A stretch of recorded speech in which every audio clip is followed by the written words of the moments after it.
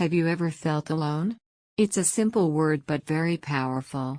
Today, let's learn what alone really means and how to use it. Alone means being by yourself without anyone else around. It can mean physically alone or feeling lonely inside. Many people confuse alone with lonely. Alone is just being by yourself. Lonely means feeling sad because you want company. We say be alone, stay alone, or alone at home. You can also say feel alone when talking about emotions. She likes to read alone in her room.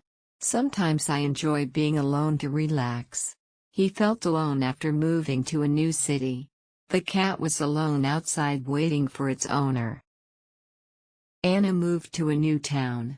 At first, she was alone and missed her friends.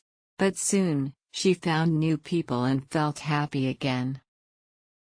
Remember alone by thinking of being one, like the number 1 by itself, all alone, no other numbers near it. Now you know what alone means. Try using it in sentences and comment your examples below.